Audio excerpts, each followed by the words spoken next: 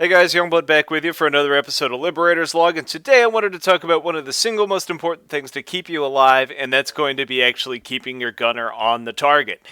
Here's a good example of how things can go wrong, and I'm in a friendly lib with a random that picked me up with the warp gate, and we're chasing down another lib, actually overextending into enemy territory. We've got ground forces attacking us, we have a tail gunner attacking us, and we have a scythe on our tail that you'll see in a sec. We're flying too flat, meaning I can't get my cannon up to face the lib, and I only have a split-second window to try and take out the scythe behind us, and unfortunately I missed. So you can see the types of situations you can get into if you're piloting one of these craft and you're not putting your gunner into the right situation. So there's a couple different things that you can actually do in order to kind of open up that window for your gunner. You can pitch up a little bit, meaning that your target's or your gunner's going to have a better view forward. You can pitch down a little bit, meaning he can get his gun higher in the back. Or you can really roll, and we're going to talk about the rolling in a second. But what I really want to talk about here is following your gunner. Not every single gunner that you pick up is going to have a mic. Ideally, we're all playing in outfits and we have mics and we're in TeamSpeak or Mumble and we're communicating.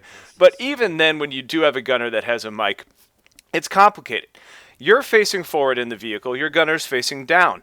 To further complicate things, your gunner has a 360-degree view below him. So for him to say there's somebody off to the left, there's somebody off to the right, northwest, it gets complicated. You can really simplify things by just flying in third person and seeing what direction your gunner is facing. Nice. Roll your craft to the side and actually give him a shot at that target. It really simplifies things, and it makes it even simpler if your gunner is able to actually spot the target, meaning you can see it on the map, giving you a better probability of lining the shots up for him. Okay, so everything I just talked about applies for just about every situation, but what's really going to keep you alive a lot longer is learning to engage enemy aircraft in this fashion. Now, for most people that started out with an ESF, you kind of are familiar with rolling around and keeping your nose on the target because guess what? That's where all your damage is actually going to come from. Well, remember, your biggest asset in this vehicle is your belly gun. It's going to be your secondary weapon. So it's going to be your Zephyr, your Shredder, or your Dalton.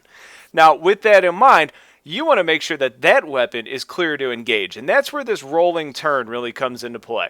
You want to be turning to the side, or rolling to the side, excuse me, and using pitch down, which I always suggest having on your mouse because it's going to make you a lot more efficient and controlled.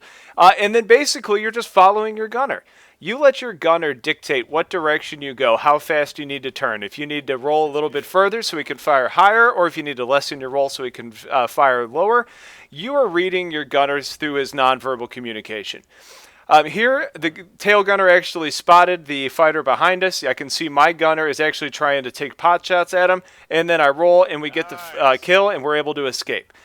These are the types of moves that you need to get really comfortable with because ultimately, you got to remember, the fighter is a lot faster than you. Now, you've got an advantage because you can take a lot more damage than he can. And you've also got a turret that has a lot of movement ability to actually do damage.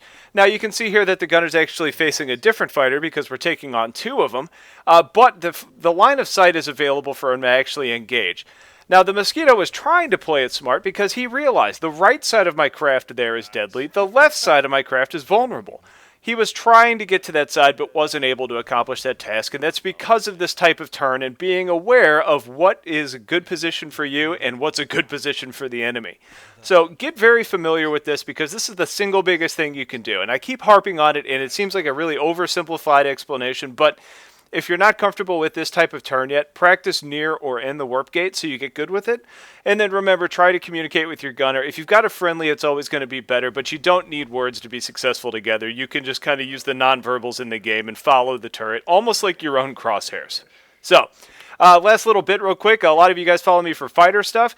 If you see a Liberator that's rolling like this, remember that side of the craft is deadly. You want to make sure you're trying to find the other side, or running away and coming back from a different angle, or coming back with two fighters. Multiple thoughts there. So, as one final note before I wrap this up, my outfit is currently recruiting right now. So if you play on Waterson and are interested in checking us out, we are the Planet Express crew.